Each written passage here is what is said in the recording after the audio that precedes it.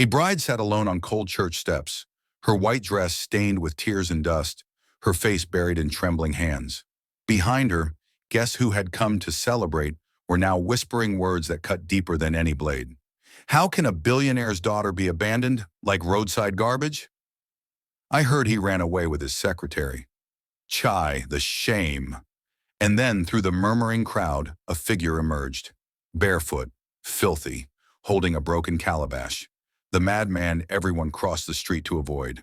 He walked straight toward her, his eyes strangely calm, and knelt before the weeping bride. The crowd fell silent. What happened next? Nobody expected it. Nobody could have predicted what this moment would unravel.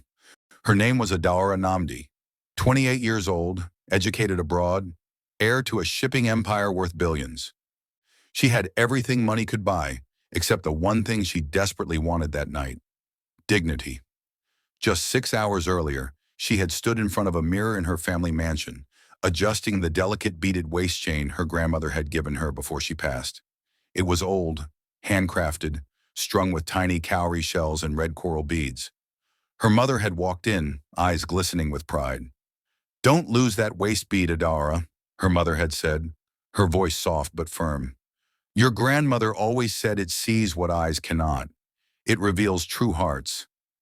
Adara had smiled then, thinking it was just one of those old folk tales her grandmother loved to tell. She fastened it beneath her wedding dress and forgot about it. The church was packed, over 500 guests, politicians, business tycoons.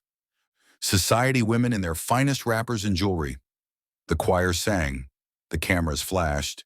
Everything was perfect, everything was planned. Except the groom never showed up. At first, people thought he was running late. Traffic maybe, or nerves. But 30 minutes became an hour became 2. Adora stood at the altar, bouquet trembling in her hands, smiling through the confusion while her father's phone rang endlessly. Her bridesmaids whispered among themselves. The priest cleared his throat awkwardly, and then finally her father walked up to her, his face drained of color. "He's gone, Ada. Chukwuemeka is gone." She didn't cry immediately. She stood there, frozen, as the words sank in like stones into deep water. Gone. The man she had dated for 3 years. The man she had introduced to her family, her friends, her entire world. The man who had promised her forever just last night. Gone. The guests began to leave, their faces a mixture of pity and barely hidden excitement. This would be the story they told at every party for months. The billionaire bride who was abandoned at the altar. Her mother tried to hold her, but Adara pulled away. Her father wanted to take her home, but she refused. She walked out of that church alone, her veil trailing behind her like a ghost, and sat on the steps outside. That's where the night truly began. The man they called Mad had no name in the community. People just knew him as the Dirty One, or that mad man near the roundabout. He wandered the streets barefoot, talking to himself, picking through trash bins, sleeping under bridges. His hair was matted. His clothes were torn and stained. He carried a broken calabash everywhere, sometimes drinking from it, sometimes just staring into it like it held answers to questions no one else could hear. Children threw stones at him. Adults avoided him. Some said he had been cursed. Others said he had always been that way. Nobody knew the truth because nobody cared enough to ask. But that night, as Adora sat on those church steps with her face in her hands, he appeared. He walked through the crowd of lingering guests like they weren't even there. He stopped directly in front of her, and then, to everyone's shock, he knelt. Adara didn't notice at first. She was too deep in her grief, her mind replaying every moment with Chukwuemeka, searching for signs she had missed. But then she heard the whispers stop. She felt the weight of silence. She looked up. There he was, kneeling. His eyes. Strange. Clear eyes that didn't match the madness everyone claimed he had, staring directly at her. "A path you fear to walk," he said, his voice low and unsettlingly calm, "may be the path that saves you." Adara blinked, confused. Her bridesmaids rushed forward to shoo him away, but he didn't move. He reached into his torn pocket and pulled out a small, smooth stone. Black, polished. He placed it gently on the step beside her. "Keep this," he said. You will need it when the truth comes." And then he stood and walked away, disappearing into the darkness as quietly as he had come. Adara didn't pick up the stone.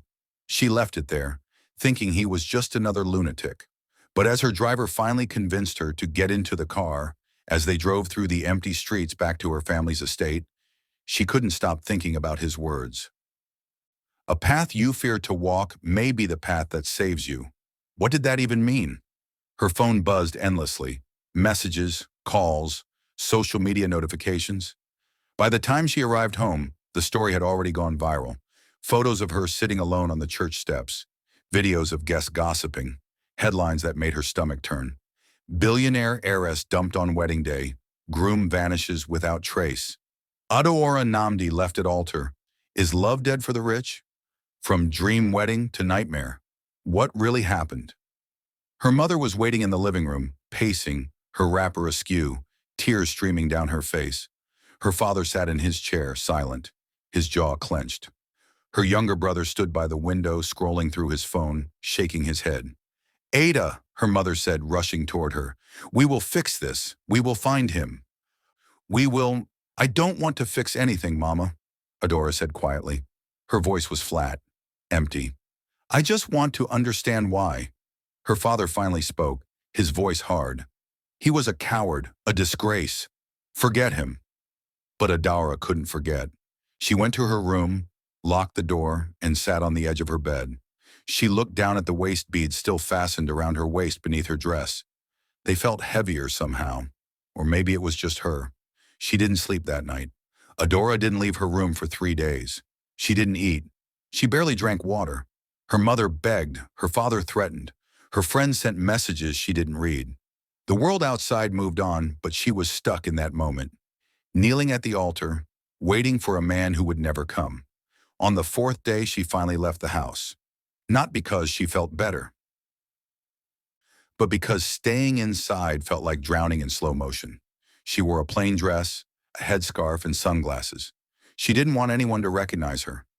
She walked aimlessly through the city streets, past markets and bus stops and street vendors, feeling invisible for the first time in her life.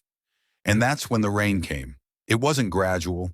It was sudden and violent, the kind of rain that soaks you in seconds.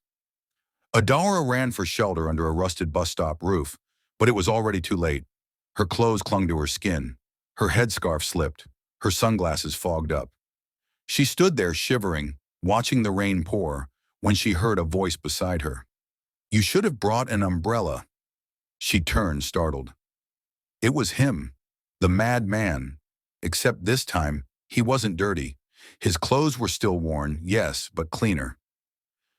His hair was tied back, and his eyes, those clear, strange eyes, were focused entirely on her. He held a large piece of cardboard over his head, and without asking, he stepped closer and angled it to cover her too. "Why are you following me?" Adara snapped, her voice sharper than she intended. "I'm not following you," he said calmly. "I'm just here, like you." She stared at him, searching for the madness everyone talked about. But all she saw was a man, a quiet, strange man, nothing more. "Leave me alone," she said, but her voice cracked. He tilted his head slightly, studying her. "You judge with your eyes," he said. "That is why your heart keeps breaking." The words hit her like a slap. She wanted to walk away, to run, but her legs wouldn't move. Instead, she stood there in the rain, under a stranger's cardboard roof. And for the first time in days, she cried. Not the silent tears she had cried alone in her room, but loud, body-shaking sobs that came from somewhere deep and broken inside her. The madman said nothing. He just stood there, holding the cardboard, letting her cry. Before we dive deeper, let us know in the comments where you're watching from. We'd love to hear from you. And if you're new here, click on the subscribe button so you never miss any of our upcoming videos. When Adaora finally stopped crying, she wiped her face with the back of her hand and looked at him. Really looked at him. He wasn't looking at her anymore. He was staring out at the rain, his expression unreadable. "What's your name?" she asked quietly. He hesitated. For a moment, she thought he wouldn't answer. But then he said, "Musa." "Musa," she repeated.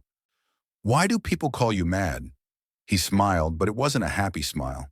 It was sad, tired, because madness is easier to see than truth.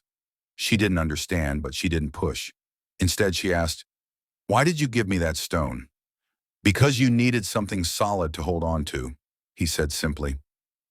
Adara reached into her bag. She had brought the stone with her without even realizing it. She had picked it up from the church steps the next morning, drawn to it in a way she couldn't explain. She held it out to him. "Take it back," she said. He shook his head. "It's not mine anymore. It's yours." The rain began to ease. The cardboard sagged. Musa lowered it and stepped back. "Will I see you again?" Adara asked, surprising herself. Musa looked at her for a long moment. "Only if you stop running," he said, and then he walked away, disappearing into the thinning rain. Adora tried to forget him. She tried to focus on herself, on healing, on moving forward, but Musa's words echoed in her mind constantly.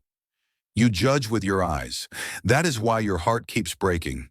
Only if you stop running." She began asking questions, quietly, carefully. Who was this man? Where did he come from? Why did everyone call him mad? The answers she got were vague. Some said he had shown up in the community 5 years ago. Others said longer.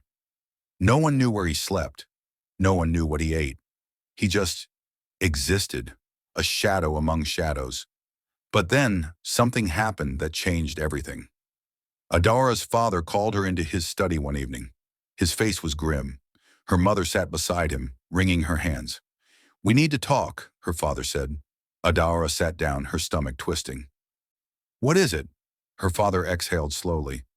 "Chukwemeka didn't just leave you, Ada. He stole from us. 200 million naira. Gone. Transferred the day before the wedding." The room tilted. Adara gripped the armrest of her chair. "What?" "We've reported it to the police," her father continued, his voice tight with anger. "But they say he's already left the country. He planned this. All of it." Her mother sobbed quietly. Adara sat there numb, trying to process the words. Chukwemeka hadn't just abandoned her. He had used her, betrayed her, stolen from her family. "This is your fault," her father said suddenly, his voice cold. "You chose him. You brought him into this family. You trusted him." Adara stood abruptly, her chair scraping against the floor. "My fault," she whispered. "You're blaming me?" "You were careless." "But Ada!" her father shouted. "You let your emotions cloud your judgment." She didn't respond. She couldn't. She turned and walked out of the study, out of the house, into the night. She didn't know where she was going. She just walked. Through streets, past closed shops, through quiet neighborhoods, until she found herself at a place she had only been once before, a small, forgotten riverside on the outskirts of the city. She sat on the rocky bank, staring at the dark water, and let the weight of everything crash over her. The abandonment, the theft, the blame, the shame. It was too much. It was all too much. "You came," a voice said behind her. She turned. Musa stood a few feet away, his hands in his pockets, his face soft in the moonlight. "How did you know I'd be here?" she asked. "I didn't," he said, "but broken people always find water. It's where we go to remember we can still feel something." Adora laughed bitterly. "I don't want to feel anything anymore." Musa walked closer and sat beside her, leaving a respectful distance between them. "When the gods want to warn a woman," he said quietly, "they first tear her veil." She looked at him, confused. "What does that mean?" "It means," Musa said, "that sometimes we have to lose everything we thought we wanted to see what we actually need." Tears slipped down her cheeks again. "I don't know what I need." "Then maybe it's time to stop looking," Musa said, "and start listening." That night, Adayora didn't go home. Instead, Musa led her to a place she never expected, an old, abandoned compound hidden behind overgrown bushes and rusted gates. From the outside, it looked like a ruin, but inside, it was something else entirely. There were maps pinned to the walls, old newspapers stacked in corners, handwritten notes and calculations scattered across a makeshift desk. A locked wooden chest sat in the center of the room, covered in dust. "You live here?" Adora asked, shocked. "I exist here," Musa corrected. "There's a difference." She walked around slowly, taking it all in. This wasn't the home of a mad man. This was the home of someone who was hiding, someone who was planning, someone who was waiting. "Who are you?" she asked, her voice barely above a whisper. Musa didn't answer. Instead, he walked to a small corner where a gas burner sat on a crate. "Sit," he said. "I'll make you something to eat." "I'm not hungry." "You will be." And he was right. As he cooked, simple rice and stew, made with surprising skill, Adaora realized she hadn't eaten a proper meal in over a week. The smell alone made her stomach ache with hunger. They ate in silence, and for the first time since the wedding, Adaora felt something close to peace. Over the next few weeks, Adaora returned to that compound again and again. At first, she told herself she was just curious, just trying to understand who Musa really was. But the truth was, she felt safe there. In that broken place with that strange, quiet man, she felt seen in a way she never had before. Musa didn't pity her. He didn't try to fix her. He just listened. And when he spoke, his words carried a weight that made her think. Really think. "Why do you pretend to be mad?" she asked him one evening as they sat outside under the stars. Musa was quiet for a long time. Then he said, "Because madness makes you invisible, and sometimes invisibility is the only way to survive." "Survive what?" He looked at her, his eyes darker than usual. "The people who want you dead." Adaora's blood ran cold. "What are you talking about?" But Musa didn't answer. He stood and walked back inside, leaving her alone with her questions. However, as they spent time together, and against every logical thought, against every warning her mind screamed, Adaora began to fall for him. Not the way she had fallen for Chukwuemeka, fast and reckless and blind. This was different, slower, deeper, real. Musa made her laugh with stories from his past, though he never revealed too much. He challenged her thinking, pushed her to see the world differently. He treated her not like a billionaire's daughter, but like a person, just a person. And somewhere along the way, she stopped seeing the torn clothes and the dirty feet. She stopped seeing the man everyone called mad. She just saw Musa. One night, as they sat by the riverside again, Musa turned to her. "If you could start over," he asked, "what would you choose?" Adaora thought about it. "I'd choose something real," she said. "Not perfect, not polished, just real." Musa nodded slowly. "And if real came with pain, with loss, with truth you didn't want to hear?" "I'd still choose it," Adaora said, "because at least it would be mine." Musa reached into his pocket and pulled out something small. A ring. Not gold, not diamonds. Just a simple band he had crafted from metal scraps, smoothed and shaped with his own hands. "Then choose me," he said. Adora's breath caught. "Musa, I have nothing to offer you," he said. "No wealth, no status, no promises of comfort. But I can offer you truth, and I can offer you a love that doesn't run." Tears filled her eyes. She looked at the ring. She looked at him. And she said, "Yes." When Adaora told her family, the reaction was exactly what she expected. Her mother fainted. Her father raged. Her brother called her insane. "You want to marry a madman?" her father shouted. "Have you lost your mind completely?" "Maybe I have," Adaora said calmly. "Or maybe I've finally found it." "This is embarrassment," her mother cried. "First you're abandoned, now you're choosing a beggar?" "He's not a beggar, Mama." "Then what is he?" Adaora didn't have an answer, because the truth was she didn't fully know. But she knew enough. She knew he made her feel alive. She knew he saw her. She knew he stayed. The news spread fast. Faster than the wedding cancellation, faster than the theft. The billionaire's daughter was going to marry the madman. Society women clutched their pearls. Bloggers had a field day. Even strangers on the street whispered and pointed. But Adaora didn't care anymore. She had spent her whole life trying to fit into a mold that was never meant for her. She had chosen polish over substance, appearance over truth, and it had broken her. This time she was choosing differently. The night before their small, quiet wedding, Adaora lay in bed, unable to sleep. She traced her fingers over the waist beads her grandmother had given her. They felt warm against her skin, comforting. "It reveals true hearts," her mother had said. Adaora smiled to herself. Maybe it had. Maybe it had been revealing the truth all along, and she just hadn't been ready to see it. She closed her eyes, feeling a sense of peace she hadn't felt in months. Tomorrow she would marry Musa. Tomorrow she would start a new life. A real life. But peace, as Adaore would soon learn, is often the silence before the storm. It happened in the middle of the night. Adaora woke suddenly, her chest tight, her breath shallow. Something felt wrong. She reached down instinctively to touch her waist beads. They were gone. Not just loose, not just fallen. The string had snapped completely, and the beads were scattered across her bed, glinting in the moonlight like tiny warnings. Her heart pounded. She sat up, her hands shaking as she tried to gather them. But there were too many. They slipped through her fingers, rolled across the floor, disappeared into the darkness. And then she realized Musa wasn't there. She had fallen asleep waiting for him to return from an errand. But now, hours later, he still hadn't come back. Panic rose in her throat.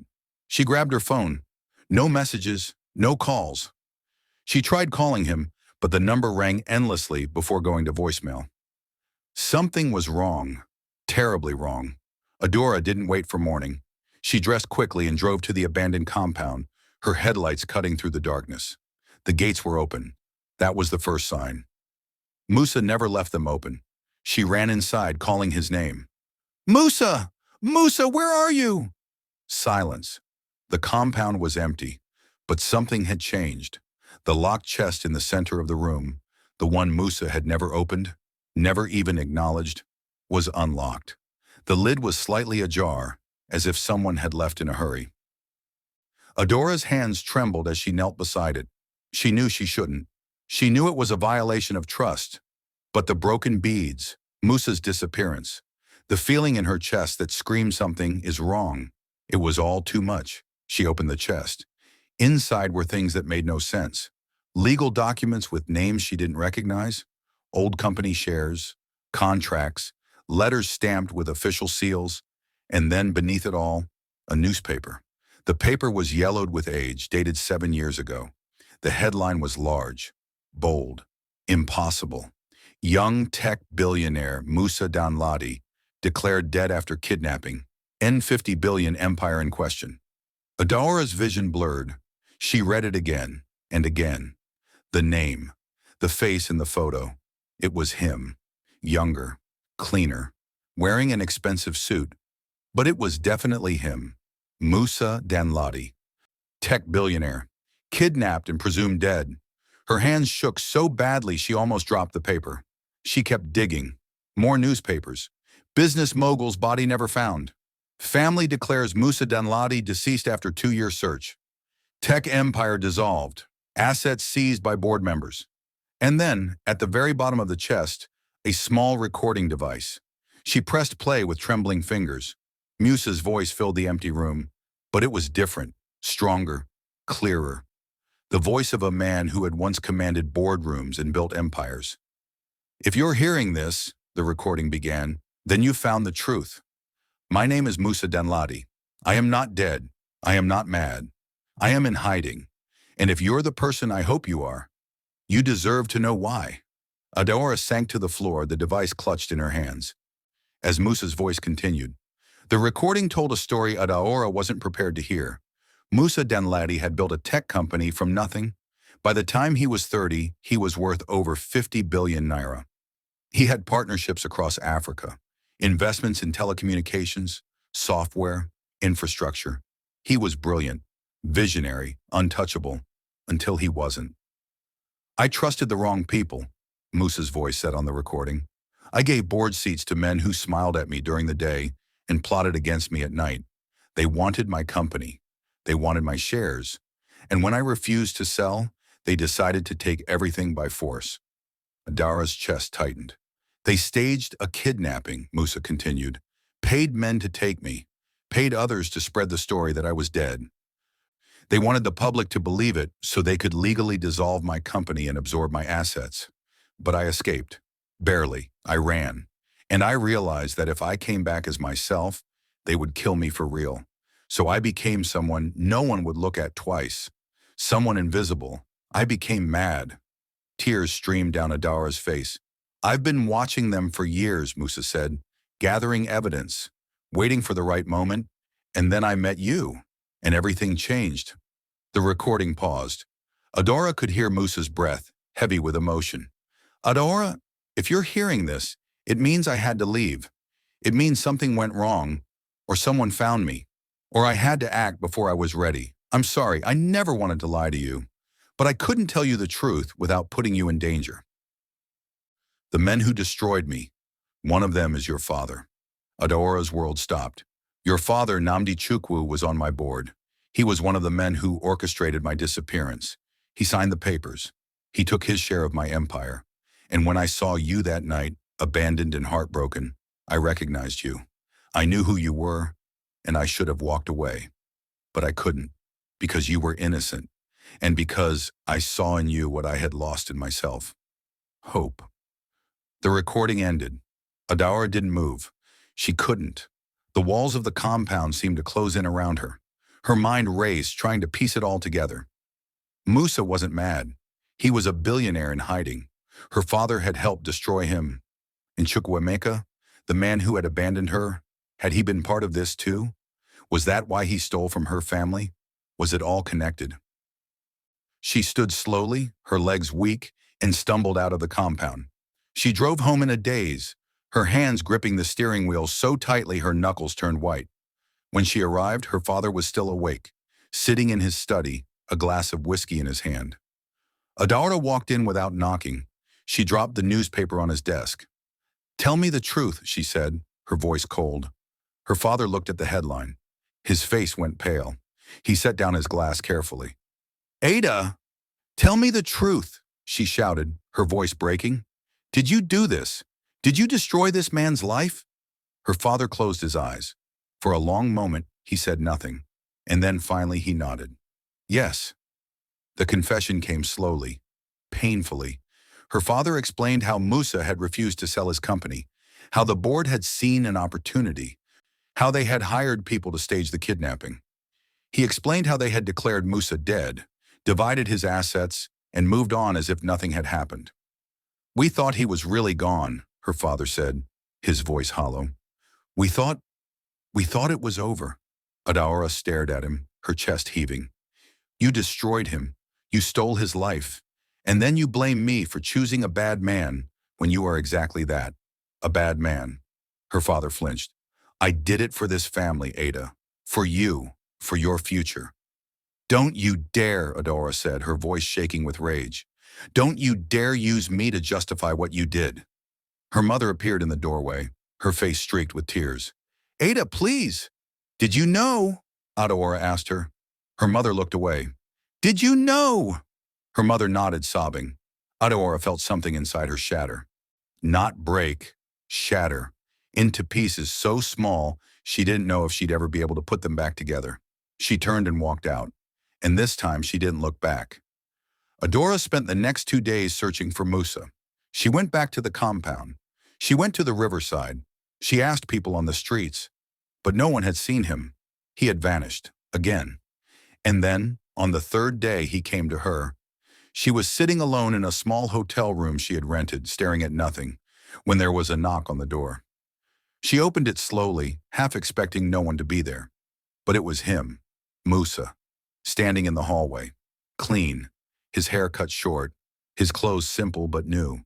He looked like a man stepping out of one life and into another. "You found the chest," he said quietly. Adora nodded, unable to speak. "I'm sorry," Musa said. "I should have told you sooner. I should have—" "Why didn't you?" Adora interrupted, her voice raw. "Why did you let me fall in love with you without knowing the truth?" Musa's jaw tightened. "Because I didn't plan to fall in love with you. I came to watch your family, to gather evidence, to finally get justice. But then I saw you that night, broken and abandoned, and I saw myself, and I couldn't walk away." "You lied to me," Adora said, tears spilling over. "You used me." "No," Musa said firmly, stepping closer. "I never used you. I protected you. If I had told you the truth from the beginning, you would have been in danger. Your father's partners are still out there. They're still powerful, and they would have hurt you to keep me silent."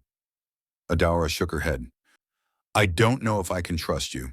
I'm not asking you to trust me, Musa said. I'm asking you to let me finish what I started. I'm asking you to let me clear my name. And then, if you still want nothing to do with me, I'll disappear. For good. Tell us, what would you do if you were in Adara's position? If the person you loved had lied to you, but for reasons you understood? If your own father had destroyed an innocent man's life? If you were caught between loyalty to your family and justice for someone who had shown you more truth than anyone ever had? How do you choose when every option feels like betrayal? Adora didn't answer right away. She looked at Musa, really looked at him, and saw the weight he had been carrying for 7 years. The loneliness, the fear, the anger he had buried beneath a mask of madness just to survive. I'll help you, she said finally. Not because I forgive you, but because what they did to you was wrong, and my father needs to face what he's done. Musa nodded slowly. Thank you. Over the next 3 weeks, Adara and Musa worked together in secret. They gathered documents. They contacted lawyers. They built a case so airtight that no amount of money or influence could tear it down. And then, on a Tuesday morning, Musa walked into a police station. Not as a madman, not as a ghost, but as Musa Danladi, tech billionaire and victim of corporate conspiracy. The story exploded. News stations, social media, international headlines. Billionaire declared dead 7 years ago returns, accuses former board of conspiracy. Musa Danladi alive, how he survived and why he hid. Namdi Chukwu and others named in N50 billion fraud case. Adaora's father was arrested that same day. So were 3 other board members. The evidence was overwhelming. The testimonies were clear. Justice, slow and painful as it was, had finally arrived. Adaora stood outside the courthouse the day her father was sentenced. 5 years in prison, asset seizures, public disgrace. Her mother hadn't spoken to her in weeks. Her brother had cut all contact. She had lost her family, but she had gained something else. Something harder to name but impossible to deny. Truth. Musa walked up beside her, his hands in his pockets. He didn't touch her. He didn't try to comfort her. He just stood there. What will you do now? Adora asked quietly. Musa looked up at the sky. I don't know. I spent 7 years planning revenge, and now that it's over, I don't know who I am anymore. Adora nodded. I know the feeling. They stood in silence for a long moment, and then Musa said, I meant what I said, you know. I fell in love with you, not the billionaire's daughter, not the abandoned bride, just you. Adaora's throat tightened. I don't know if I can love you without all the lies between us. Then let the truth be our beginning, Musa said, turning to face her. Not our ending? Adaora looked at him, her eyes searching his face for something she couldn't name. What does that even mean, Musa? How do we start again when everything we built was on a foundation of secrets? Musa was quiet for a moment. Then he said, we start by being honest about what we want, not what we think we should want, not what looks right to other people, what we actually want. And what do you want? Adora asked. I want to know if the woman who said yes to a madman with nothing would say yes to a broken billionaire with everything, Musa said. Because the money is coming back, the properties, the accounts, the company, all of it. The courts are restoring what was stolen. And soon I'll be exactly what you ran away from, exactly what hurt you. Adara felt her chest tighten. She hadn't thought about that.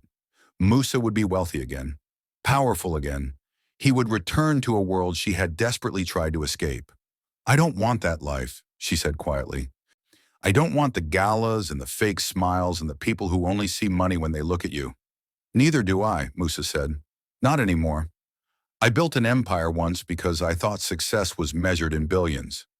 But I spent 7 years with nothing, and I learned something. The world that destroyed me isn't the world I want to rule. Then what will you do with it all? Adora asked. Musa smiled slightly. I don't know yet, but I know I don't want to do it alone. They didn't make any promises that day. No grand declarations, no dramatic reconciliations. They simply agreed to walk forward, slowly, carefully, letting truth be the foundation this time. Musa moved into a small apartment while his assets were being restored. He could have stayed in a hotel, could have borrowed against his future wealth, but he chose simplicity. Adora visited him there sometimes. They would cook together, talk, sit in comfortable silence. They were learning each other again. Properly this time. One evening about 2 months after the trial, Adora sat on his balcony watching the sunset. Musa brought her tea and sat beside her. "I went to see my father today," Adora said quietly. Musa looked at her, surprised. "How was it?" "Difficult," Adora admitted. "He's smaller now, broken. He kept apologizing, kept saying he did it for the family, for me. But I told him the truth hurts less than the lies we tell ourselves to justify the wrong we do." "Did he understand?" Musa asked. "I don't know," Adora said. "Maybe one day he will. But I needed to say it. I needed him to know that I don't hate him. But I can't pretend what he did was okay just because he's my father." Musa nodded slowly. "That takes courage. Or stupidity," Adora said with a sad smile. "My mother still won't speak to me. My brother thinks I betrayed the family. I'm alone now." "You're not alone," Musa said quietly. Adora looked at him. "Aren't I? Musa, what are we? We're not married. We're not even really together. We're just two broken people sitting on a balcony pretending we know what comes next." "Maybe that's enough," Musa said. "Maybe we don't need to have all the answers right now." 4 months later, the legal proceedings concluded. Musa's company was officially restored, though he chose not to reclaim the CEO position immediately. Instead, he appointed a management team and focused on restructuring the business with a different vision, one centered on ethical practices, transparency, and giving back to communities. The money returned, the properties, the influence. But Musa lived simply. He kept his small apartment. He donated large portions to causes he believed in. He started a foundation for people who had been victims of corporate fraud. Adora watched him navigate his new reality with quiet admiration. He could have returned to the arrogance and power games of his former life, but he didn't. The 7 years of madness had changed him in ways that money couldn't undo. She, meanwhile, was rebuilding her own life. She had cut ties with her family's shipping business, refusing to benefit from wealth built on corruption. She started working with a legal aid organization, helping people who couldn't afford justice. It wasn't glamorous. The pay was minimal. But for the first time in her life, she felt like she was doing something that mattered. One Saturday afternoon, Musa showed up at her small office unannounced. He was holding a folder. "What's this?" Adora asked, wiping the sweat from her forehead. The AC had broken again, and she'd been working in the heat all morning. "Open it," Musa said. Inside was a property deed, a building in the heart of the city, large enough for a proper legal aid office with multiple rooms, a waiting area, and space for a small library. "Musa, I can't—" "It's not a gift," Musa interrupted. "It's an investment. I believe in what you're doing, and I want to help, not as your whatever I am, but as someone who knows what it's like to need justice and not have the resources to fight for it." Adora stared at the deed, her throat tight. "Why?" "Because you showed me that wealth isn't just about what you have," Musa said. "It's about what you do with it, and I want to do something that matters." Adora looked up at him, tears blurring her vision. "You didn't have to do this." "I know," Musa said, "but I wanted to." That night they went back to the riverside where they had first truly talked, the place where Musa had told her that broken people always find water. They sat on the same rocks, the moon reflecting on the dark surface. "Do you ever regret it?" Adora asked suddenly. "Approaching me that night?" Musa thought about it. "Every day," he said honestly. "Not because I regret knowing you, but because I regret the pain it caused you. I regret that you lost your family because of me." "I didn't lose them because of you," Adora said. "I lost them because I chose truth over comfort. That was my choice, Musa, not yours."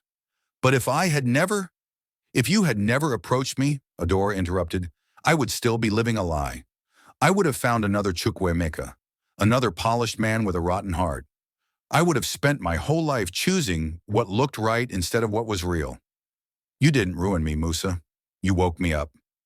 Musa turned to look at her, his expression unreadable in the moonlight. "I love you," Adora said. The words came out simple, unplanned. I don't know if that's smart or stupid. I don't know if we'll work or if we'll destroy each other. But I love you. The madman, the billionaire, the broken, complicated, impossible man. I love you. Musa's breath caught. He reached out slowly and took her hand. I don't deserve you. Probably not, Adara said with a small smile.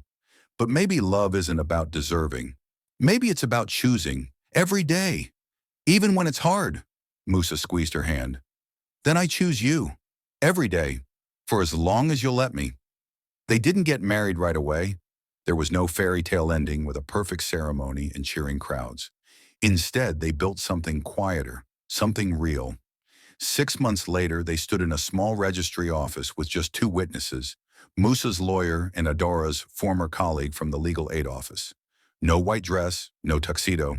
Just two people making a promise they both knew would be hard to keep, but worth trying anyway. The magistrate asked Adara, "Do you take this man as your lawfully wedded husband?" Adara looked at Musa. She thought about the night he knelt before her on church steps, the stone he had given her, which she still kept in her pocket, the waist beads that had broken the night everything changed, the lies that had hurt her, the truth that had freed her. "I do," she said. The magistrate turned to Musa. "And do you take this woman as your lawfully wedded wife?" Musa looked at Adara. He thought about the 7 years he had spent invisible, the revenge he had planned, the love he hadn't expected, the woman who had seen him when he was nothing and chosen him anyway. "I do," he said. And just like that, it was done. Fast forward to a year later. Life wasn't perfect. Adara's mother eventually reached out, though their relationship remained strained. Her father, released on parole after serving part of his sentence, tried to reconcile, but Adara maintained firm boundaries. Some wounds, she learned, don't fully heal. They just become scars you learn to live with. Musa rebuilt his company differently, slower, with integrity at its core. He was no longer the young, ruthless billionaire who had dominated headlines. He was something else now, wiser, humbler, more human. Together, they created something neither had expected, a partnership that wasn't about completing each other, but about challenging each other to grow. One evening, almost exactly 2 years after that fateful wedding day, Adora sat in their modest home. Musa had refused to buy a mansion, preferring something comfortable and real, working on case files. Musa walked in from the kitchen with 2 cups of tea.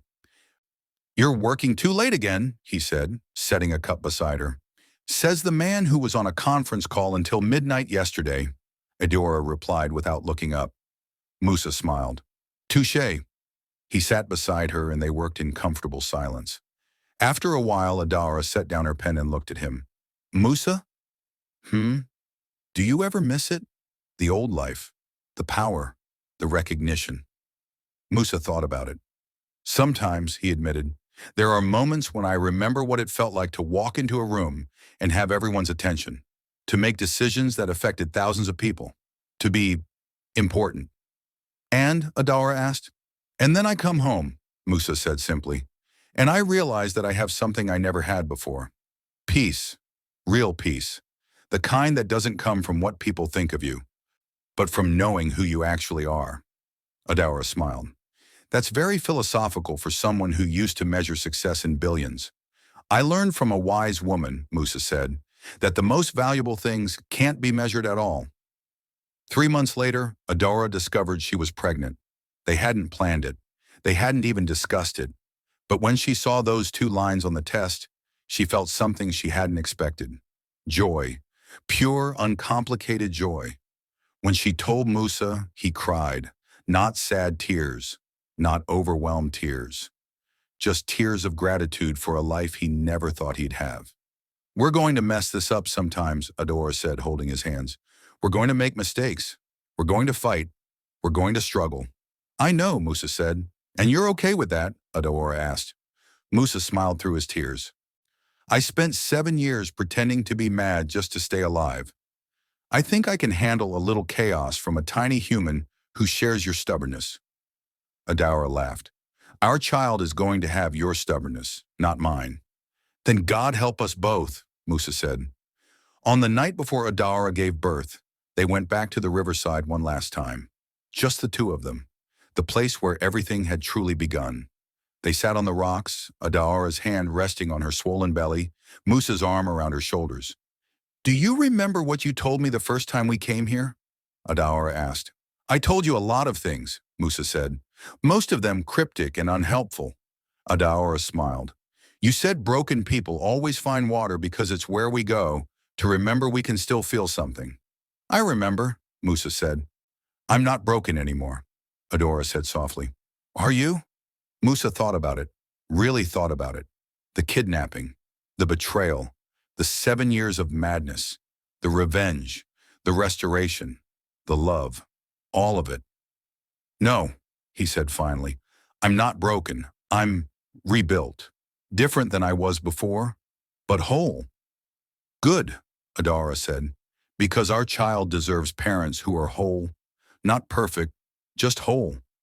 They sat in silence, listening to the water, feeling the night air, existing in a moment that required no words.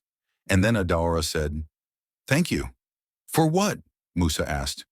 "For kneeling," Adara said. "That night outside the church, when everyone else walked past me, when I was nothing but a spectacle to them, you knelt. You saw me. And everything I am now started with that moment." Musa pulled her closer. "You were never nothing, Adara. You were exactly what I needed to remember why I wanted to live again." Their daughter was born on a Wednesday morning, during a thunderstorm so loud it shook the hospital windows. They named her Chioma, God's gift. When Adara held her for the first time, she thought about her grandmother's waist beads. The ones that had broken the night everything changed. She had saved every single bead, keeping them in a small box. And when Chioma was old enough, Adora would restring them and pass them on, along with the story of how they revealed the truth when it mattered most. Musa stood beside the hospital bed, looking at his wife and daughter, and felt something he hadn't felt in over 8 years. Not happiness, not relief, but something deeper, something truer, belonging. As for the community that had once whispered about the madman and the abandoned bride, they never stopped talking. Some said it was a miracle. Some said it was scandalous. Some said it was the most romantic thing they'd ever witnessed. But the truth, as truth always is, was simpler and more complicated than any of them knew. Two broken people had found each other in the darkness. They had built something real from the ruins of their former lives. They had chosen truth over comfort, love over safety, growth over perfection. And in a world that often mistakes wealth for worth and appearance for truth, they had learned the most important lesson of all. Sometimes the path you fear to walk is exactly the path that saves you. Sometimes madness is the only sane response to an insane world. And sometimes the person everyone tells you to avoid is the only person brave enough to see who you really are. So let me ask you, wherever you are watching this from, have you ever been where Adora was? Abandoned when you thought you were safe? Betrayed when you thought you were loved? Humiliated when you thought you were honored? And if you have, did you have the courage to choose differently the next time? Or did you go back to what was comfortable, what looked right, what everyone expected? Because the truth is, most of us spend our whole lives choosing the polished lie over the difficult truth. We choose the man in the suit over the man with the honest heart. We choose the life that looks good from the outside over the life that feels real on the inside. Adara could have gone back to her family's mansion. She could have found another Chukwemeka, another wealthy, presentable man who would give her the life everyone expected. But she didn't. She chose the mad man on the church steps, the one everyone warned her about, the one who saw her when she was nothing but a broken bride sitting in the dust. And that choice, that terrifying, illogical, beautiful choice, changed everything. So here's the final question. What are you choosing? The path everyone approves of, or the path that saves you? The answer might just determine everything. This is the story of the madman who proposed to a billionaire bride. But it's also the story of a woman who learned that sometimes the person who looks the most broken is actually the most whole. And sometimes the proposal that looks the most foolish is actually the wisest choice you'll ever make. In the words of the elders, when a woman is rejected where she is honored, The ancestors will return her honor through madness or miracle. For Adora, it was both. And in the end, the waist beads that her grandmother gave her did exactly what they were meant to do. They revealed true hearts, not just Musa's, but her own. Thank you for watching. If this story touched you, if it made you think about your own choices, your own path, leave a comment below. Tell us, have you ever had to choose between what looked right and what felt true? What did you choose? And do you regret it? We read every comment. Your stories matter. Your truth matters. And if you haven't already, subscribe to our channel. Because every week, we bring you stories that don't just entertain, they transform. Stories that make you feel something real. Until next time, remember, the most valuable things in life can't be measured. They can only be chosen. Choose wisely.